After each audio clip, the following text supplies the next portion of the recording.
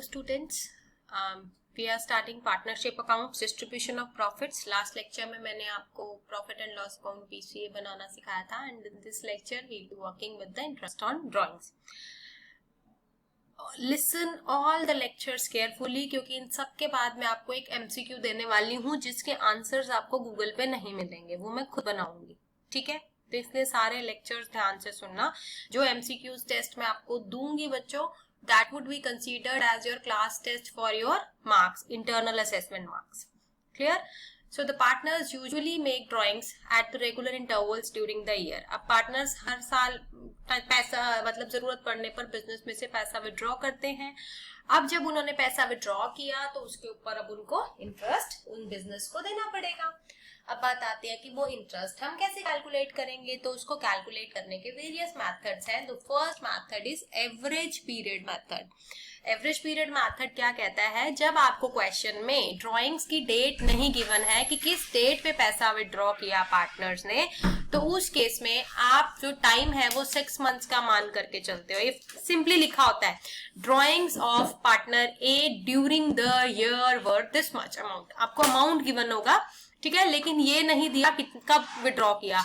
During the year word is written, तो आप क्या करोगे, 6 मंथ्स का इंटरेस्ट कैलकुलेट करोगे उस पार्टनर की ड्राइंग्स के ऊपर. तो आप कैसे कैलकुलेट करते हो, सीधा फॉर्मूला है यार, interest on drawings is equal to total drawings into rate divided by 100 into 6 divided by 12, or you can write it as 6 by 12 को you can replace with 1 by 2. Clear? See the illustration number 2. I'll be just discussing it. You may solve it yourself, and if you are having books at your home, so you do solve it and contact me in case of any doubts. So I'm just giving a quick review of illustration number 2, how to do this. XYZ are the partners sharing profit and losses in the ratio of 5:3:2. 3 partners are there, X, Y and Z, and what is their profit sharing ratio? 5:3 and 2. The capitals in the firm are as, अब ये देखो इनकी capital दे रखी है, X की, Y की और Z की, ठीक है. X, Y और Z की जो है आपको दे रखी है कैपिटल. X की है 1,50,000, Y की है 90,000, Z की है 60,000. They are entitled annually to draw 12,000, 10,000 and 8,000 respectively. अब क्या है, अब उनकी ड्रॉइंग्स दे रखी हैं annually to draw, यानी कि annually ड्रॉ करते हैं. अब कितना, कब उन्होंने विड्रॉ किया, उसकी कोई आपको डेट दे रखी है, नहीं दे रखी. तो इट मींस यहाँ पर आप ड्रॉइंग्स कैसे कैलकुलेट करोगे, with the help of average period method, ठीक है. तो एवरेज पीरियड मेथड में आप देखो ए की ड्रॉइंग्स कैसे कैलकुलेट करोगे, सॉरी एक्स है इस केस में, एक्स की कैसे है, 12,000 है, ठीक है. 12,000 इंटू में what is the rate, let's see the question. Let's read the next line. The interest on capital is allowed at the rate of 10%. Interest on excess drawings is charged at the rate of 12%. Excess drawings. See, यहाँ पर उनको limit दे रखी है. They are entitled to draw, कि उनको इतनी limit है. अगर वो इससे ज्यादा कुछ भी ड्रॉ करेंगे तो इंटरेस्ट लगेगा, अदरवाइज नहीं लगेगा, ठीक है. दिस इज एंटाइटल्ड, कि उनको ये राइट्स दे रखे हैं. अब let's see and read the question कि उन्होंने कितना विड्रॉ किया. अगर उससे कम किया तो नो इंटरेस्ट, इतना ही किया तो भी नो इंटरेस्ट, और अगर अपनी लिमिट से ज्यादा किया तो it would be charged at the rate of 12% per annum, ठीक है. The balances of partners current accounts, अब यहाँ पर आपको करंट अकाउंट्स के बैलेंस दे रखे हैं. It mean the partners are having fixed capital. 2 account बनेंगे, बीसीए जहां पर ये ओपनिंग बैलेंस आएगा और क्लोजिंग बैलेंस यही रहेगा 150, 90 और 60, और दूसरा आप क्या बनाओगे, करंट अकाउंट्स. करंट अकाउंट में क्रेडिट बैलेंस जिसका गिवन है उसको क्रेडिट साइड पे नोट करोगे, जिसका डेबिट है उसको डेबिट साइड पे नोट करोगे. बाकी सारा क्वेश्चन विल रिमेन सेम, जैसे मैंने लास्ट लेक्चर में आपके साथ शेयर किया है. आपने इसको 12th में भी किया हुआ है. Do it yourself, I will be just discussing the points here. No interest is allowed and charged on the above balances. Current account के बैलेंस और कोई इंटरेस्ट नहीं है. They drew up to 31st December 2005. देखो अब X ने कितना Drew किया, 18. X की लिमिट कितनी थी, 12. So what is the excess amount? 18 minus 12, 6,000. 6,000 के ऊपर कितना इंटरेस्ट देना है उसको, 12%. तो 6,000 into 12 divided by 100 into 6 by 12. Why we are doing so? Because this is annual. आपको नहीं दे रखा कि ड्राइंग्स किस डेट पे पैसा विड्रॉ कर रहे हैं. सेम Y की ड्राइंग्स की लिमिट कितनी है, 10,000, और उसने कितना विड्रॉ किया, 20. तो what is the excess, 20 minus 10. 10,000 excess withdraw किया उसने, उस 10,000 के ऊपर 12% interest for 6 months. Same is the case with G की लिमिट है 8,000 and he withdrew 10,000. So what is the extra amount he withdrew? 2,000. तो 2,000 multiply by 12% into में 6 by 12. ऐसे करके इसका इंटरेस्ट ऑन ड्रॉइंग्स निकल जाएगा. The profit for the year was 80920 before making the adjustments on above transactions. अब ये before making adjustments का मतलब क्या है कि जितने भी अमाउंट बता रखा है, interest on drawings, interest on Capitals, और तो कुछ गिवन नहीं है, कोई सैलरी कमीशन गिवन नहीं है, तो ये सब आप P&L अप्रोप्रिएशन में मेंशन करोगे. उसके बाद PCA में आपके 2 अकाउंट्स बनेंगे जैसे मैंने आपको लास्ट लेक्चर में बताया था. Do it yourself. You can see the solution here and note down the answers if you wish to. Hurry up. I am just keeping the screen on for 1 minute. In fact, 1 minute is too much. I'm just keeping the screen here for a few seconds. Note down the answers. Answer. See, this is the answer. PCA के balances note करो आप, ठीक है. उसके बाद final balance partners current account का note कर लो. Clear? See, this is the calculations, what I told you, that how to calculate interest on X drawings, Y's and Z's excess drawings. Excess means the amount they withdrew extra than that of their limit. Let's do the second method of calculation of interest on drawings. अब जो second method है that is average rate of interest method. अब इसमें आप क्या करते हो, यहाँ ये मेथड उस सिचुएशन में यूज किया जाता है जहां पर average rate of interest is given in the question. पहले वाला मेथड हम कब यूज करते हैं, when the date of drawings is not given in the question. And ये वाला मेथड कब यूज करते हैं, when the average rate of interest is given in the question. ठीक है, तो यहाँ पर क्या होता है कि time period is not considered in this method. तो यहाँ पर simply total drawings into my average rate of interest divided by 100. See in the question average rate of 8% word will be written of here. तो जहां पर average rate नहीं लिखा और आपको डेट भी नहीं दे रखी, वहां पर आप पिछला मेथड यूज करेंगे. ठीक है, अब देखो let's see the third question. I will be just discussing it in the same manner I did the second one. Ram and Shyam are the partners in a firm sharing profits and losses in the ratio of 3:2. यानी कि राम का share कितना है 3/5, श्याम का कितना है 2/5. अब इन लोगों ने अपना बिजनेस स्टार्ट किया on 1 April 2012 by contributing capitals of 1,20,000 and 80,000 respectively. This is the capital of Ram and 80,000 is the capital of Shyam. According to the partnership deed, the interest on capitals is allowed at the rate of 10%. Capital के ऊपर कितना interest है 10%. So how do we calculate it, 1,20,000 का 10% 12,000, 80,000 का 10% 8,000. that would be written on the debit side of P&L appropriation account and the credit side of PCA.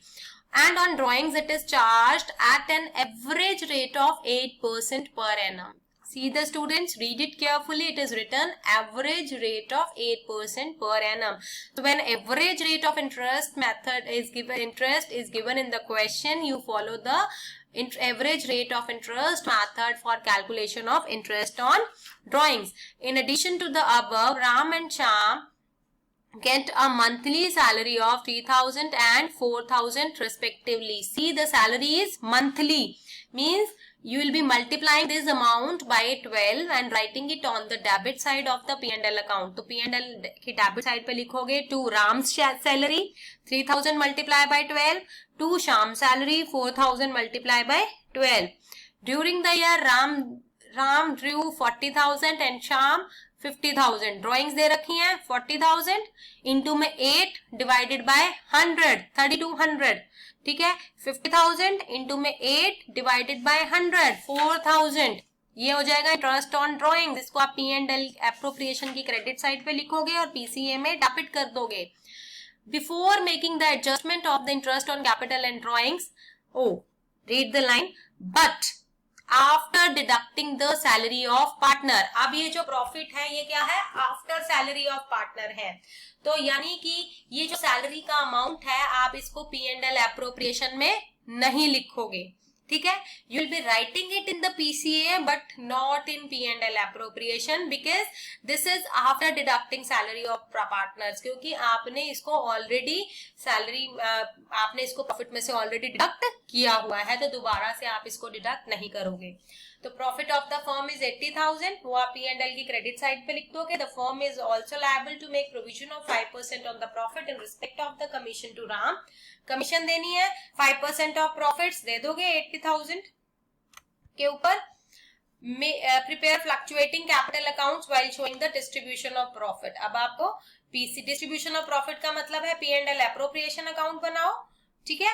और fluctuating capital means आपको एक ही account बनाना है PCA का, ठीक है. अब ये देखो 80,000 इंटरेस्ट ऑन कैपिटल शो किया, कमीशन शो की, ठीक है, लेकिन सैलरी शो नहीं करनी है. सैलरी आप PCM में लेके जाओगे. तो आप PCM में जब बनाओगे तो आप डेबिट साइड पे लिखोगे ड्रॉइंग्स और इंटरेस्ट ऑन ड्रॉइंग्स, और क्रेडिट साइड पे लिखोगे salary, interest on capital, commission and P&L appropriation का शेयर. और ओपनिंग बैलेंस तो आप कैपिटल का देते ही हो, and hence this would be the balance carried out. Hopefully it is clear to you. The next and the last method for calculation of interest on drawings is the product method. Product method बच्चों कब use करते हैं? This is the second last. Sorry. So product method हम कब use करते हैं? When the date of drawings are given in the question. आपको proper dates given है कि कब कब पैसा पार्टनर्स ने विड्रॉ किया.